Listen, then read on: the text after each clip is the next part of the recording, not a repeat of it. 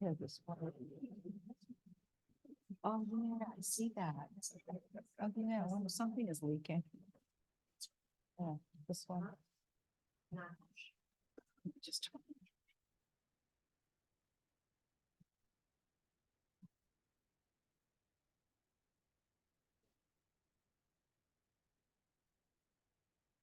Ready?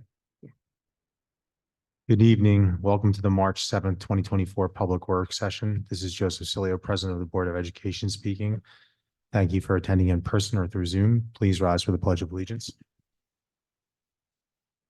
To the flag of the United States of America and to the republic for which it stands, one nation, under God, indivisible, with liberty and justice for all. Do notice of today's meeting has been served to all members of the Board of Education pursuant to the requirements of law. Tina, can you please take attendance? Present. Present.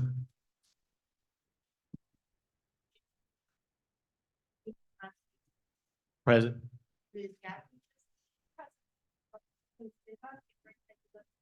Present. Dan DiCaprio, Assistant Superintendent for Business and Finance, District Clerk. Present. Jeannie Blackwood, Assistant Superintendent for Human Resources and Leadership Development. Present. Judy Barbera, Interim Assistant Superintendent for Curriculum and Instruction. Present. This time, we're going to go through the 2024-2025 budget presentation. Mrs. DiCaprio, am I going to pass the mic to you? Or? I'll start off Okay. and then I'm going to pass it off to Mr. Capua. So this is our second meeting on the budget, our proposed budget, and we're actually very excited to present to the Board of Education and our community our proposed budget for the 24-25 school year. As you recall, the last time when we met for this budget, for our budget discussion, we had talked about some of the challenges this year from the state level. We had talked about some of the challenges within our district as well. We had gone over the revenue, but we did not present it in its entirety because we were still waiting for some additional information, which we have this evening. So we will share that with you as well. And I also wanted to talk a little bit about the work on the budget process. We start this very early, way back in the fall, and then we're in full gear and for the last several months, really planning and budgeting to balance this budget that we can propose for the next school year. And I really want to thank our building administrators, our coordinators, our directors, my colleagues here in really working very diligently in ensuring that we stay true to our programs, our extracurricular activities that we have, and continue to grow for our students. So this budget, we work hard to make sure it's fiscally responsible and that we adhere to our mission and vision of the district. Especially want to thank Ms. DiCaprio for her work on this budget and Ms. McLaughlin for her work with the staffing. We did a ton of work around this, around the budget. So with that, let's see where is a clicker here. There we go. Here's our mission and vision. So you will see the proposed budget is in line with our mission and vision of our district, where we want our students to reach their personal best. And you've seen our mission visions over in all of our presentations, and we really try very hard to adhere to that. So this evening, our discussion topics will give you an overview of the budget, provide you with the update on our revenue, and go through the capital portions of the budget, the summary of our expenses, transportation, and we're going to share with you the projects with the capital transfer project, what we're recommending for next year. And then the propositions on the ballot. Ms. DiCaprio is going to go over budget, each of the codes with the numbers. Okay, so here's our proposed budget. It's $133,987,366. That's a budget to budget increase of 2.84% or $3,704,875. with the projected tax levy increase would start at 2.54% and which is the same as the maximum allowable tax levy. And at this portion, I want to hand it off to Mr. Caprio to go over the revenue and some of the codes. Thank you, Dr. Sinha, and thank you to you for your work on the budget. It really is a very large project, and the three of us and four of us, we meet with all of the building budget builders and go through budget code by budget code. So it's a long process, but it always feels good when it comes together, which is why we're serious when we say we're excited to start talking about this in its entirety. So the next three slides are actually, or four slides, are really a repeat of what we talked about last week, or I'm sorry, the last budget meeting that we had with revenue. We just have some places that we've completed. So this is the revenue summary, which now totals the same amount of the budget that Dr. Sinha was talking about, $133,987,366. As I say each year, you have to have a revenue budget that matches the expense budget because we have to be able to pay for all of the items in the budget. This now, what we've added in this code is we have added our property taxes, and we have added our reserves. Nothing else has changed on there. So as you can see, just on those two, we have our reserves. We are projecting or proposing that we allocate $2,127,000. It's an increase of $927,000 over the prior year.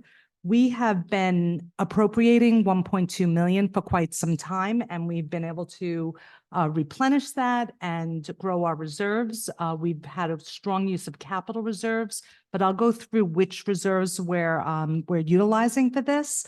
But at this point, we think that this is a good proposal and we'll move forward. As far as the tax levy, that's $111,991,970. That's an increase of 2.54%. It's within the cap, as we said it would be, and just under 2.8 million of the increase. Here is the state aid breakdown. There's really no changes on this whatsoever. We presented this back in February, and it stays the same. Same thing with our general services and miscellaneous. This isn't a very large part of the budget, but it does play in here. The total is just under 2 million of 1,902,000. We do have some increases on interest here and some small increases outside of that for some tuitions and services that we provide to other out district. It's really for services that we provide to our non-resident students attending schools outside of our public school. It's in one of the three privates, and that's really, we generate revenue from that, and that's where that's accounted for. And then this is the one that was updated. So this has what the breakdown is between reserves and the property taxes. So as you can see, again, we have the property tax and $111,991,000. We are proposing that we increase our appropriation for the ERS and the TRS reserve. We did more on ERS than TRS because we do have a greater increase in that, in the employee contribution rate for next school year. Plus there's more in that reserve than there are in the others. So we feel that this is an appropriate allocation and does help balance the budget. The total at the bottom, again, is from all of those components that I just presented over the last three slides. Sorry about that. I'm going forward. So starting with those, so this is a total of 10,801,000 plus the 1,902,000, and all of that equals the 133,987,000. Okay, so this is the end of from the presentation that we gave in February, plus this revenue. That's the full picture of the overview on the revenue side. And next, we'll move on to the expense side of the budget. So we always present this in this format, which is the major functional components of the districts of the budget. It has salaries, equipment, contractual. It's all the codes that go through it. They break down into different component areas that we're going to go through in a few minutes, but this is how the overview of the total budget looks like. We're also required to present our budget in a three-part format: administrative, program, and capital. There's no great changes here. We've been sitting at these percentages for quite some time, which is really where you want to be. The bulk of our budget, over 75%, goes to program. That includes everything in the classroom. So that's our biggest focus. Administrative has been about 11%. We tend to run around there. Sometimes it goes to the low 11, sometimes it goes a little bit higher, but it's right in the middle where we like to see it. And then the capital is at 13. This is the exact same information, but in pie charts. Some people like to look at it that way, so we provide both. So tonight, we're going to be discussing the administrative and the capital portions of the budget. And it's really an interesting thing to break down because some of this is not discussed while we discuss administrative, and some of it is. And let me be clear about that. So items like the 2010 codes, curriculum development, the building supervision, which has to do with everything in the main office. So it's all of the clerical in there, all the maintenance, supplies and maintenance, and all of those needs, the principals, the assistant principals, all of those expenses are accounted for in the administrative side of the budget. But we present it in the program component just because we'd be jumping back and forth between them. So we do all of the personnel at once, but those expenses we talk about at the time that we talk about program. Same thing with the academic program. That is for our curriculum coordinators and their expenses. And the other program coordinators are we're required to pull the PPS director and the athletic director out of their component codes and report it in the administrative portion. So this is just a good example of everything that is part of the administrative that we talked about in the three-part, but you'll see we'll jump back and forth between program and administrative when we present the individual codes. This is less complicated. It's the capital side of the budget. That's all presented at once. And we do add student transportation in here. Even though that is technically in the program part of the budget, we do present it now because it doesn't really impact the classroom, and we leave that in the program. So starting with the superintendent, with our central administration, in that is combined of all of our offices up here. So we have the superintendent's office. We have the assistant superintendent for business and finance, which is my role. I handle everything from, I oversee the finances, business operations, payroll, purchasing, AP, and it goes on from there. I also supervise buildings, grounds, transportation, school lunch. So all of that falls into the central admin piece. In human resources and leadership development, Nan does many different things, including recruitment, hiring, subs, PD, observations, new teacher orientation, mentor programs, staff attendance, EAP, and I can go on from there also. And then it's the assistant superintendent for curriculum instruction, which we cover with the program side of the budget. So they really touch the classroom closer than I guess the three of us in the sense of where the work is.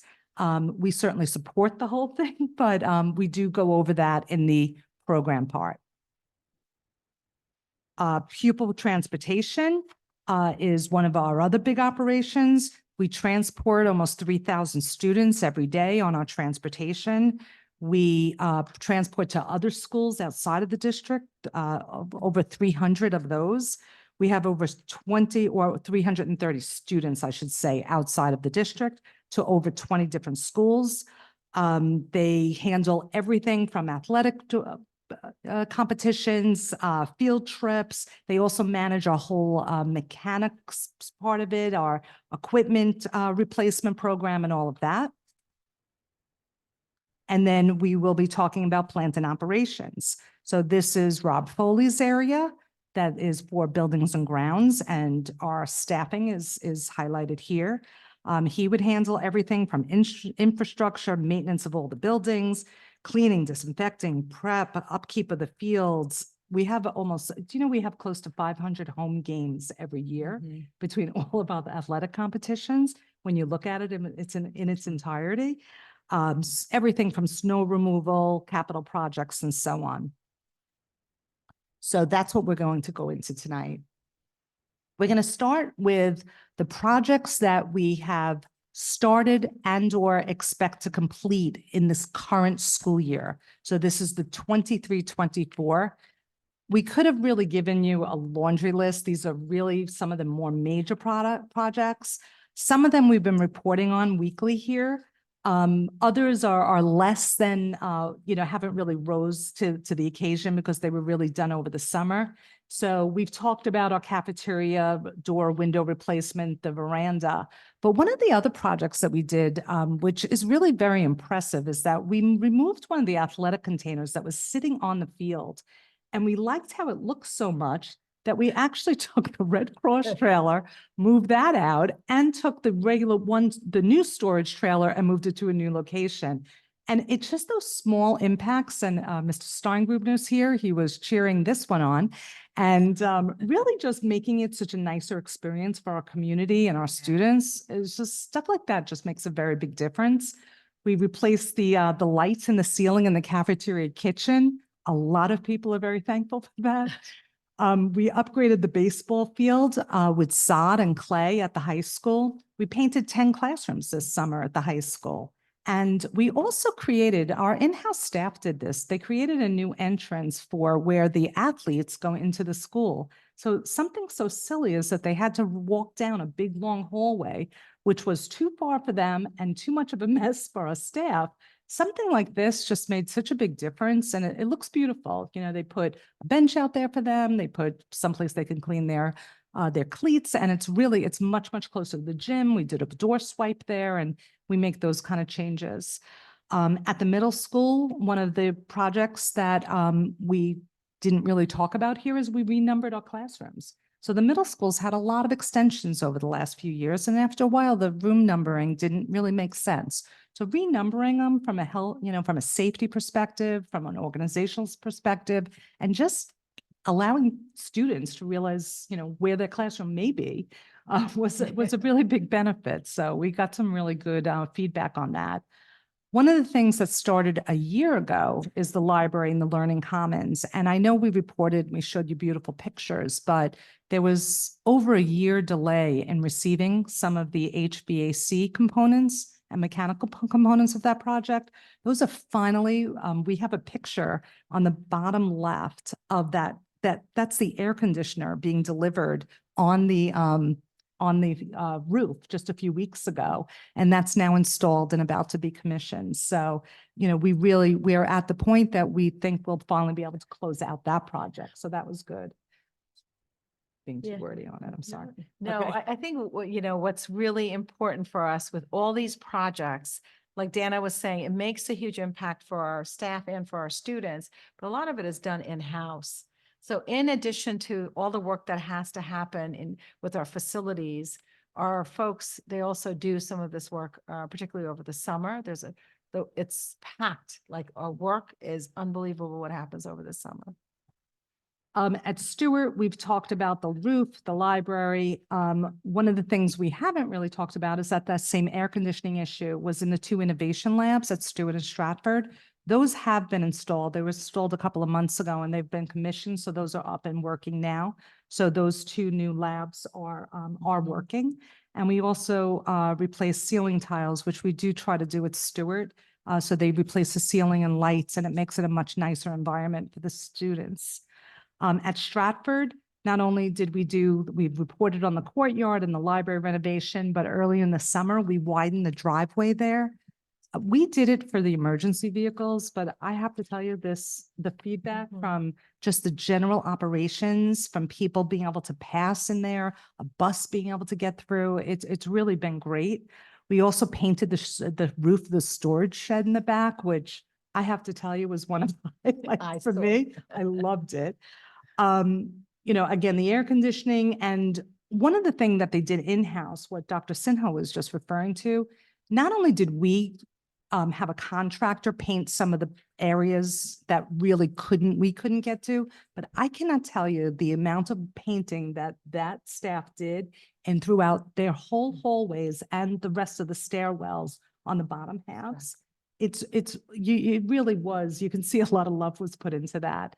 And then on the primaries, well, we do have the courtyards listed. This here is the list of capital projects. These were projects that were approved last year that have been up to the state. We still do not have approval on them. Approval up at the state, at one point it was running 26 and then 30 weeks, but now I'm hearing that it could go as long as 40 or more to get these projects approved. I'm starting to hear rumblings that the summer projects will be impacted by this. I had called the state and asking, how can we expedite our approval process? They're so behind. They talked about just they're so short-staffed that these projects have been up at the state since I think October. Yeah. So it's been quite a bit of time that our timeline has been like it should be. Yes. Oh, You know, and earlier. So, yes. yeah, there weren't, there's mechanical components of this that when projects have to have architectural review and engineering review, they do tend to be a little later up at the state, but but all of that is out the window and everything. They are so backed up and behind. So we'll report on this as time goes on, but these are the projects that we've been working on. You're going to see in this year's budget, that cement repair at the bus garage was much more extensive than we thought. So we have another allocation for the rest of that because we do feel that the bids are going to come in much, much higher. We had to have some more additional survey work done, and it's a very big project. It's really for the front of the bays, but it cuts across, I want to say, at least 5 of them. So, and that's just just the groundwork itself. So those are being worked on, and then we move on to this year's. Do you want to talk about them? You want me to? No, it's Okay. Go ahead. So, these are the projects that we have. So we are proposing the 2.2 million. The bond that was just approved, we don't expect the earliest that, and we've talked about this with the public, the earliest that we will see a shovel in the ground in that is a year from now. So we will not anticipate any sort of debt service for next year, which is why we're allocating 2.2 million. And these are the projects. So we have some really interesting ones that we're excited about. So at the high school, we have the PA system replacement. I'm just going to run through them quickly. We have the vestibule up the inside vestibule by Maryland Avenue. The ceiling there has been really not looking so great, so we're going to replace that. We have to address AC in 2 of the inner offices in the guidance suite. We have some stage rigging that needs to be upgraded. We need a golf cart for the athletic department, and we are planning to remove the gym folding doors, so the folding partition doors with curtains. That's really an upgrade to that. Those doors are problematic at best, and it's something we've been looking forward to. Over at the middle school, some of the masonry work we worked on, there's a leak in one of the windows that really needs some extensive repair. So that's included in here. We are planning to add a fence on the east side of the field. So, and that'll completely fence in the far field there. We're also planning on putting permanent gates on the openings that are on Stewart Avenue. So that's part of that. You want to just talk a little bit about why that Well, project? Well, there's 2 reasons. I mean, one is from From a health and from a safety perspective, we did have an issue this year, earlier in the year, that someone was driving with That's their moped across, and there was a bit of a chase there, and that's one reason.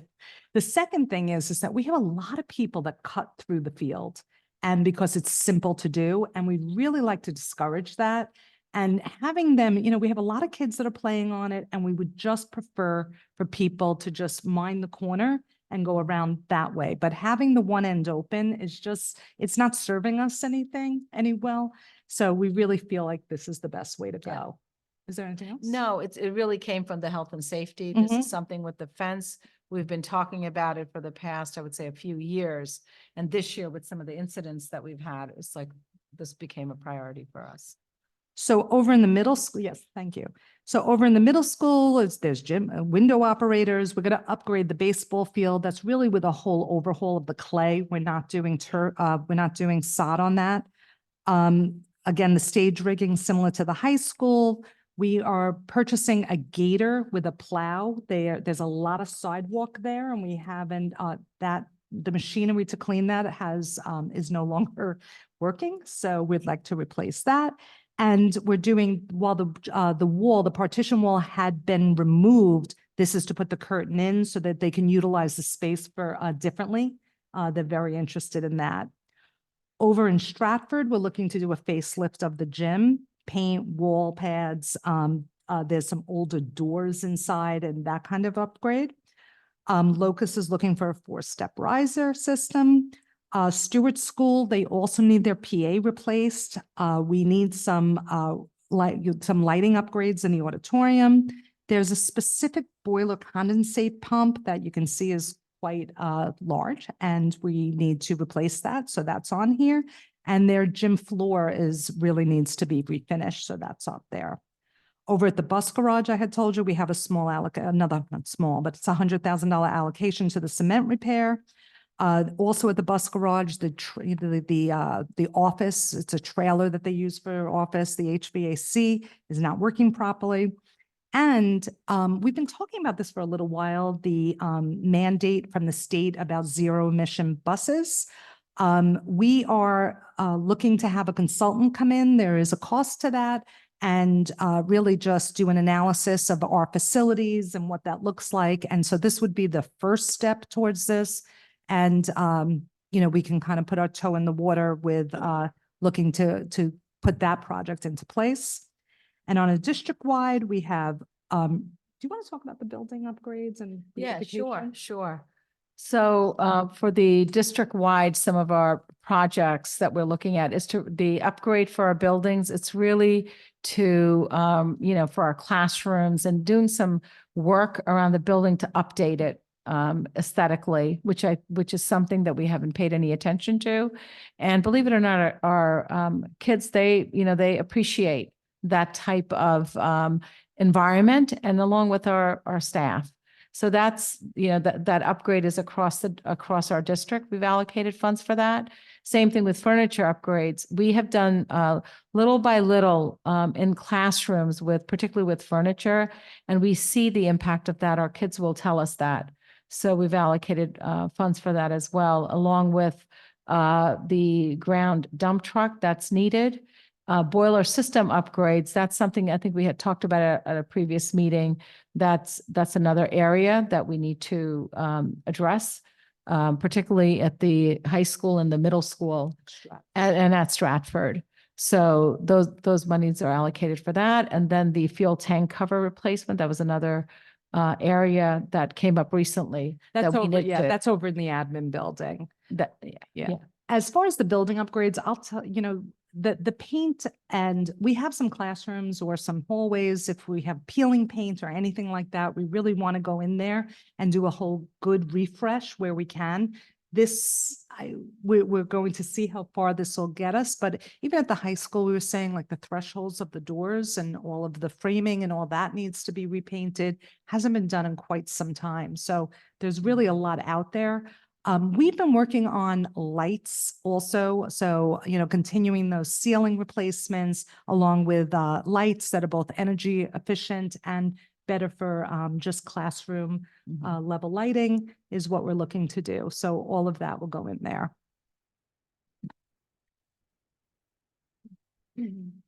So I'm just going to continue. This is the same slide, but this is where you would normally see it, which is before we start talking to about the budget. So this is the overview of the budget or the summary, and we'll now get into the administrative codes. So starting with the 1099 code. So this is the work of the Board of Education. What's covered here is everything from workshops, membership dues, administration of the budget vote, and the board elections. That comes out of here. Out of the 1099 codes, you have legal advertising, supplies, and expenses. There's really just, I would say the majority of that increase is small, but the increase is really due to legal advertising. You know as well as I do that the cost of the advertising has Mhm. gone up, and we do see that reflected here. The 1299 codes, those are for the superintendent's part of the budget.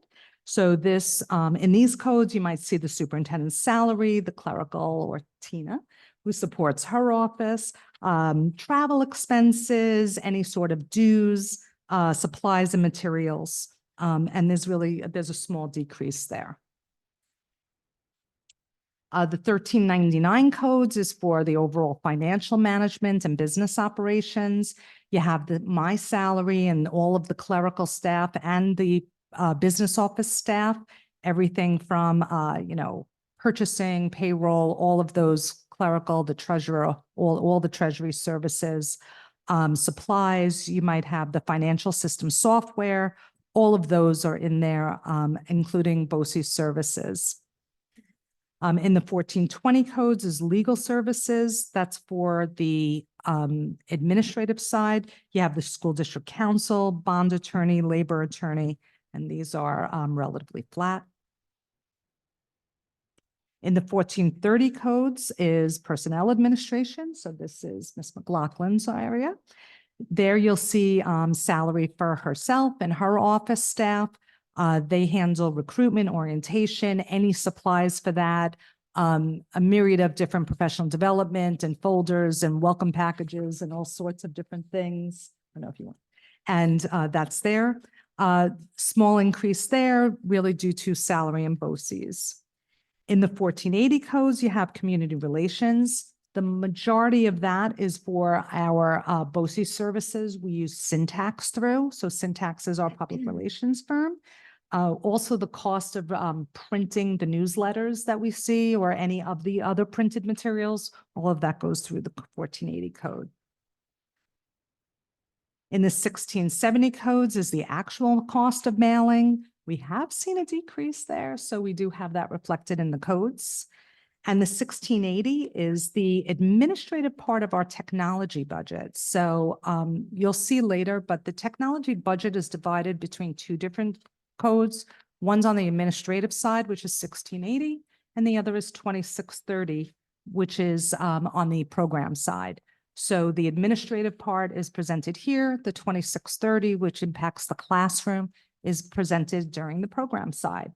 So in these budget codes, you'll see stuff like annual licensing and the maintenance of the student management system, any website design, cybersecurity, network, firewalls, BOCES services, the IT salaries and their materials and supplies. The majority of those increases are to just monitoring of the technology side of it. We have added some additional cybersecurity items in there that's needed, plus BOCES. So our student management and our wireless access and all of that, it's all managed through them. So you'll see it in the BOCES code, but it's overall, we get a lot of we get good purchasing power when we buy that through BOCES. So you'll see it through there. The 1900 codes are for our insurance premiums. In this code, you'll see the premium for commercial liability, school boards, student accident. That's also where you'll see the district share of our administrative for facilities costs for Nassau and administrative for Nassau BOCES. BOCES divides up administrative costs between all their component districts. For us, we're part of Nassau BOCES, so there's 56 school districts, and it divides up. They divide it up through a ratio called ROATA, which is going to get too technical, but it's really based off of enrollment and wealth. So that's what drives our portion of that. Really, the majority of this increase is probably in our general liability insurance. We are seeing an increase in those, and we've already gotten what the premium is. So those are real numbers in there. They're not projections. The 5500 code is for our district transportation. So like I said earlier, we handle through those codes, all the 5500 codes. We have public and private school transportation. We have salaries for the operations of it, drivers, attendants, the clerical, the mechanics, the director, and so on. We have private contractors that we purchase through their supplies and materials. So all of that is through the 5500 codes. I will tell you that the decrease is due to, and this is a change we made this year, is that we decreased the contractual nursing that we had on the buses for next year, and it really occurred this year. We do have an offsetting. We'll talk about that when we look at our FTE increases in a couple of meetings from now. But we did increase our in-district nursing services who are handling the contractual part of having when students need a nurse on the bus. So we were able to flip that over, and it really was a good economy of of our resources. So that was good. But that's the majority. That's really what's making this a negative here. And then the 8060 codes, or is the continuing education, which for the record also comes out of Ms. McLaughlin's office. The 8070 is the school census. We've talked about this a lot, but every other year we do a demographic study. We did one this year. No surprise, next year we won't be doing one. So that amount just goes back and forth. And then the transfer to other programs. So transfer to other programs, that is the transfer to the special aid fund and the school lunch fund. The majority of this is really going to special aid. The district has the responsibility to pay 20% of any of our special education students who attend a summer program. So this is the district share of that tuitions and costs. Next, we're moving on to the capital codes. So those are the 1620. This is 1620 is for facilities and operations. In those codes, you'll see the director's salary, all of the custodians, cleaners. There's one clerical in his office, so that salary is in there. Everything like utilities, equipment, supplies, materials for the actual schools. So it's all the custodial supplies in all of the buildings. All of that falls in there. The increases there are really salary increases and some contractual expenses. As opposed to the 1621 codes, where you'll see the maintenance of the building. So one is the operation of the building, the other is the maintenance of the building. So in 1621, you'll see salaries for our groundskeepers and our maintenance staff, their equipment that they need, which we do replace on an annual basis, and a lot of the things that get used up. We have contract maintenance that also comes out of these codes, and supplies and materials. The increases, again, are really due to salaries and contractual expenses. Moving on, we have the interfund transfer. So I just spoke to you about the 2.2 million. I just want to highlight, because the numbers on here look odd, so I want to talk about it. In the 22-23 school year, that was last year, when we take money from a capital reserve, it actually flows through the general funds. So it comes from the reserve funds, gets appropriated into general fund, and then flows out to the capital fund. So that's why you'll see those expenses. That includes 11,005,000 in capital reserve. So you'll see that if you subtract that, you're right back at the 2.2 million. So that's why that number looks so high. In the current year's budget, we did allocate or appropriate 2,599,000. I've talked about this a lot. It has to do with monies that we had taken back and appropriated back out to capital. Our appropriated fund balance went up the same 399,000 that capital transfer did. That makes it really net neutral on the tax levy. And we talk about that business, during the budget cycle. So I don't want to, we're not doing that this year, so we really don't need to talk about it. But every few years, we close out some projects under, from the budget, that came in under projections. So, we take that money back in and we go to the public and we try to appropriate it back out for other projects. So that's what happened in the current year, but we're back to the 2.2 million as we discussed. The debt service is interest and principal on the outstanding bonds.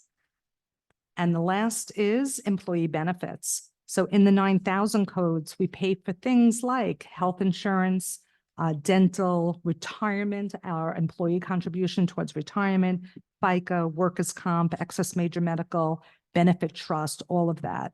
The increases here, a big driver of that is health insurance.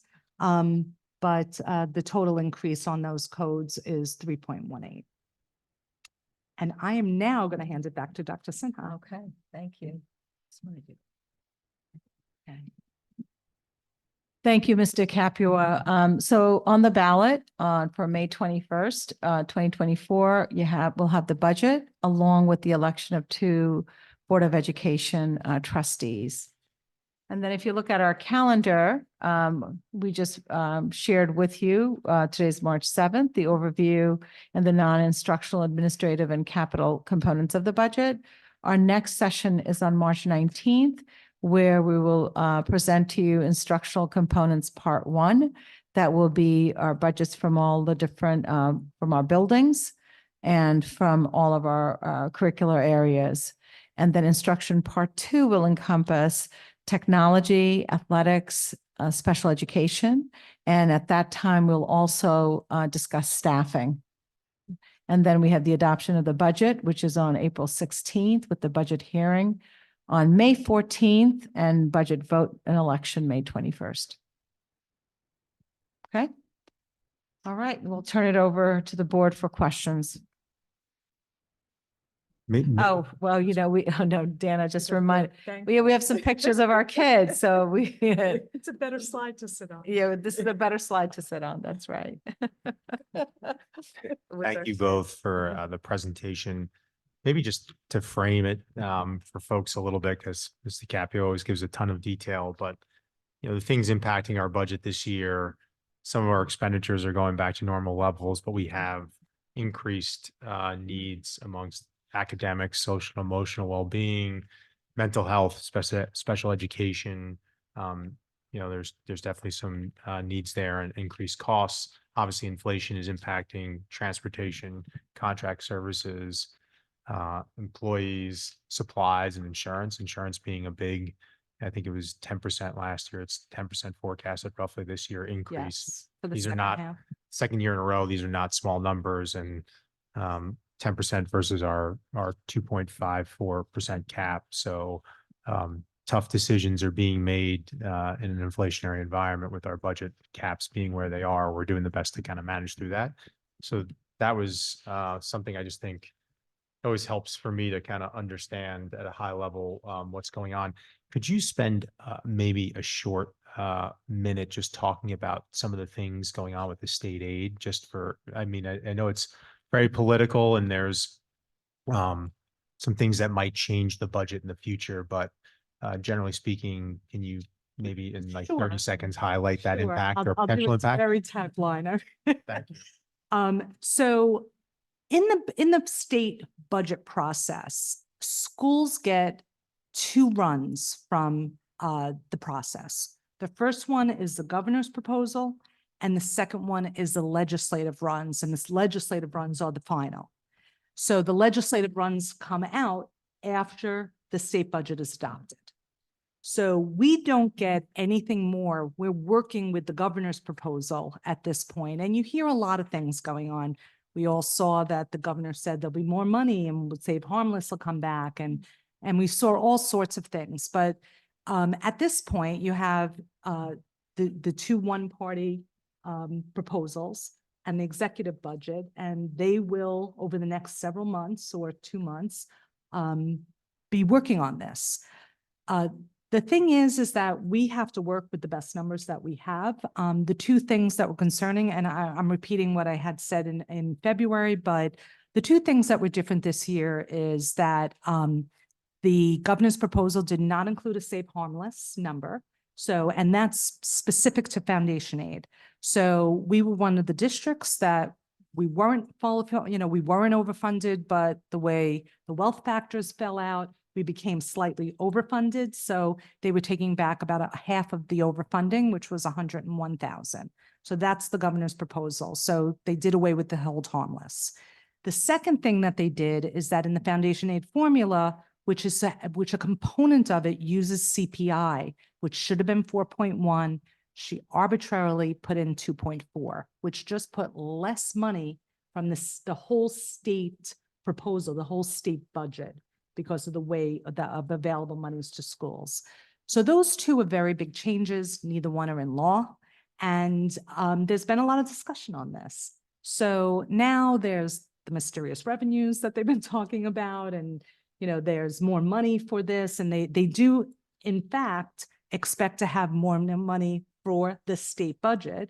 What we don't know is how much is going to be allocated to education versus all of the other committees that are also vying for health and so on, that are vying for money. And you don't know how it's going to be divided up between the schools. I was saying earlier, there seems to be an appetite for some of what the governor does, less for others. I was actually making comment that I would hope that the legislators, and I would want to impress upon them, that when they're looking at the aid runs, because it really does become political of your legislators fighting for their districts, right? So they're going to look at the aid runs. And I said, having the UPK funding in the middle of that, which doesn't belong there, it looks like our aid is so much higher than it is. And that worries me, because they took not what our allocation was, which did not change from this year to last year, but we can only access a small portion of it. So it looks as if we're getting more aid than's actually there, plus UPK. And I've said this a bunch of times, so I won't, belabor it, but it's not transacted in the general fund budget. It's transacted like any other grant in the special aid fund. So it really doesn't belong there. And that's a shame, because it's Maybe just to clarify, because I asked a bunch of these clarifying questions, the hold harmless is that our budget items wouldn't go down year over year. They're going down. Just foundation aid. Yeah. So other than foundation aid, most of the aid is built off of either a per pupil amount, or we used it last year, so they're aiding on it this year. Foundation aid is a formula aid, and that's what we're talking about. For us, it sits, around 7 million of our aid. So it's really the bulk of it. And that's what's being reduced.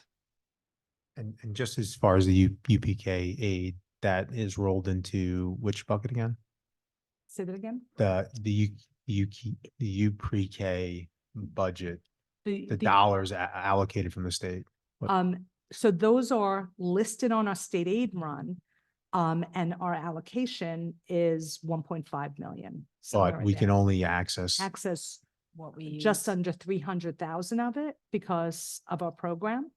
And it's not transacted in general funds at all. It's completely outside of this. So said in layman's terms for people, it makes it look like we're getting an extra 1.2 million of state Yes. aid, but we Correct. can't access it. Right. And the big issue with the UPK program is they offer a set, I think it's 5,400 a student. It costs 5,800 a student to provide UPK. Well, right now with what we pay scope is if we do supplement. So it, we supplement, but to do more, we would have to supplement it- more. It's not, we also don't, it's the space. Right. We only have the Yeah, two The state, classrooms. the state would require us to build, we would either have to find space or build space, which would be an incremental cost, and Right. it's Outside. just- which you it's just can't use not- the grant.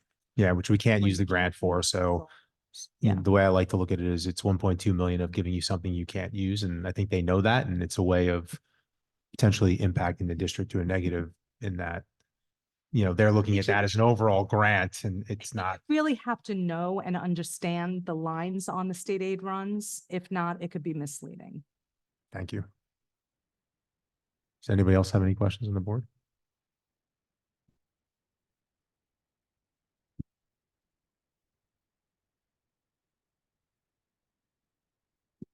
And if we look at the, I guess, 3.7 million, the three main areas that are, the largest dollar amount would be personnel services, right? 1.8 million.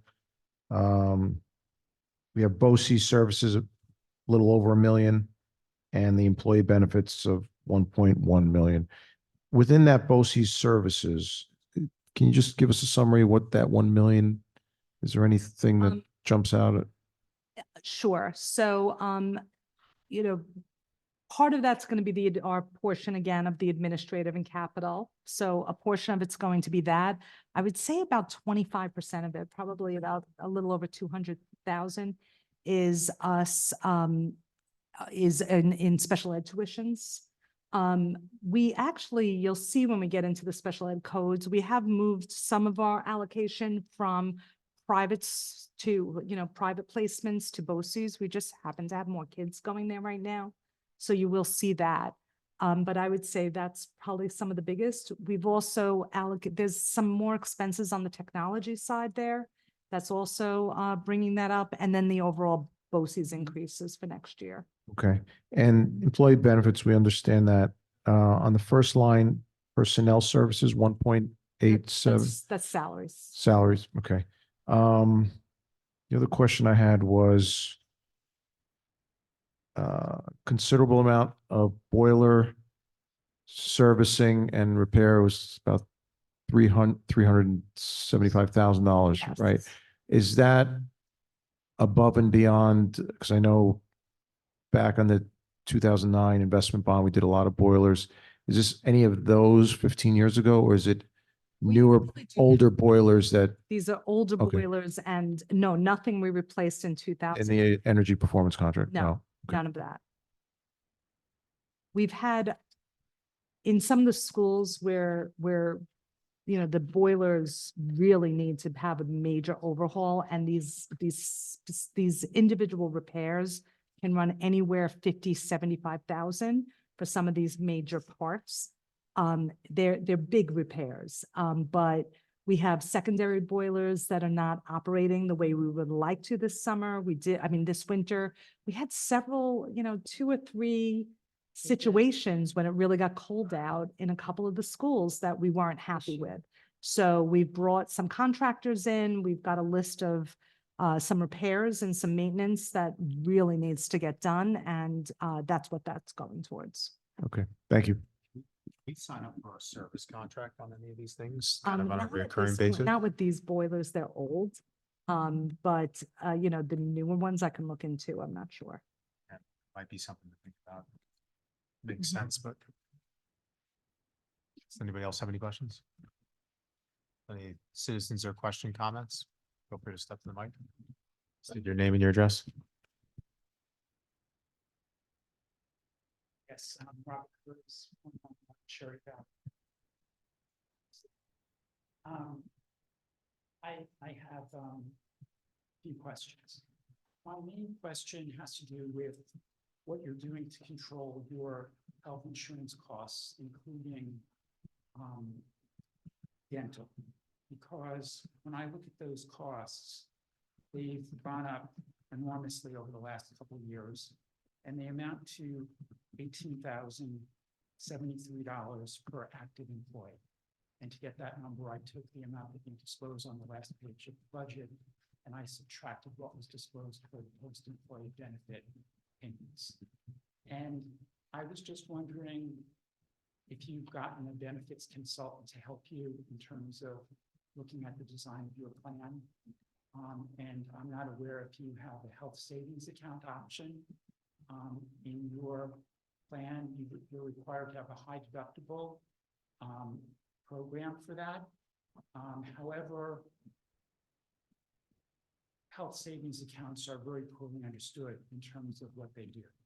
And to basically simplify what a health savings account is it has all the benefits of an IRA or a 403B on the front end because it's tax deductible, including no FICA. And it has all the benefits of the Roth on the back end because when the money comes out, it's not taxable. So it's a tremendous investment vehicle. And when employers institute a health, high deductible health plan, which really is oxymoronic because the deductible really isn't that high. And is that it results in a premium reduction of 10% typically, because the employees view the health savings account as their own money. So they're much more careful in terms of how they spend it, versus most places still have flexible spending accounts where they use it or use it provision at year end, which causes a flush of money in November and December as employees use that up, which causes excess spending in many cases. So I encourage you to work with a benefits consultant to try to look at, different options for your health plan. And I know Nassau County, when they revamped things for the Civil Service Employees Association last year, they went from the Empire Blue Cross Blue Shield to the Excelsior Blue Cross Blue Shield for both their active employees and the retirees, and that resulted in considerable savings. So those were some of my questions. I had a question about the disclosures in the annual report, because if you compare page 45 of the annual report to last year's annual report, the number of active employees and retirees is exactly the same. So there may have been a mistake in terms of the disclosures for that report. I don't know who actually did that. I think it's page 45. I can look at it. And also the glide path for the trend rate in the terminal rate of healthcare inflation, it's incorrect. With the disclosures that are provided in the annual report, you don't get to a 4.5% terminal rate in 2032. So that needs, the disclosures need to be changed. It says 7% for 2023, and that's disclosed in both last year's annual report and this year's annual report. It should actually say 6.75% to make the glide path, and then it should say 6.5% for next year in terms of the disclosures. So those were like some of my questions or comments in terms of some. The other question that I had to do with the estimate for interest income for this year, because in last year's financial statements, the amount that was disclosed for income from, what was it, interest in property, I think was the disclosure, and it was over $1 million. And this year you're only projecting $500,000. So I don't know what's going on there. And I know that we're now in a period of higher interest rates. So I would encourage the Board of Trustees to revisit the cash management policies. I know that you're restricted and you can only insure deposits or collateralized deposits or U.S. government securities.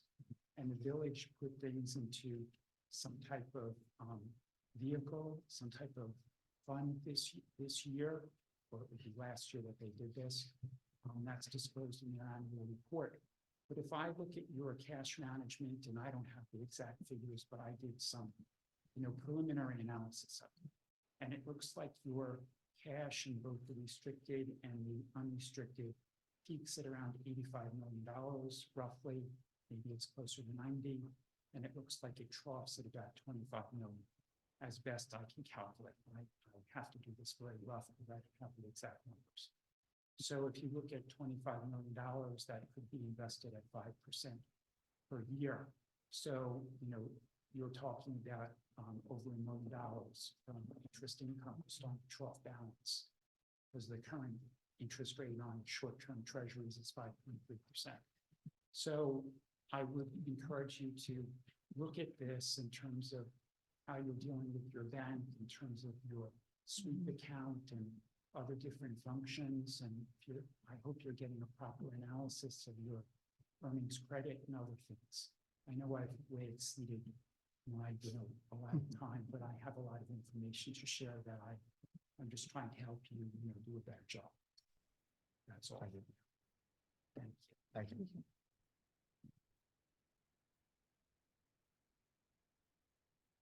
Angela Muda, 117 Kingsbury Road. Just a quick question. How have the allocations toward professional development changed year over year?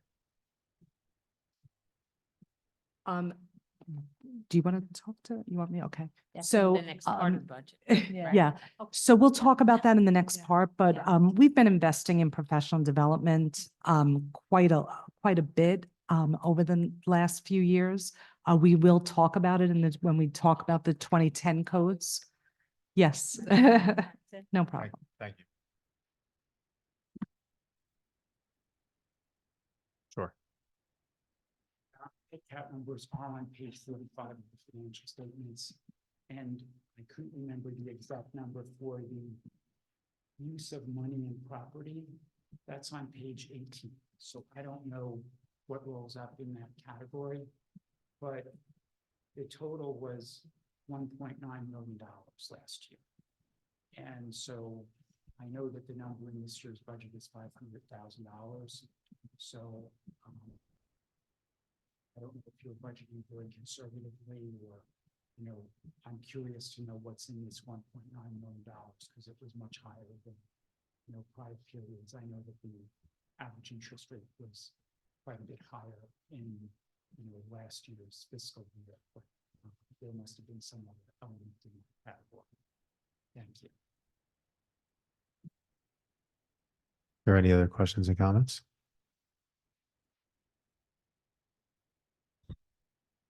Okay, at this time, I have a motion that the board adjourns the work session and opens a special session of the Board of Education. So moved. Second. All in favor? Aye. Call to order of an opening of the special session.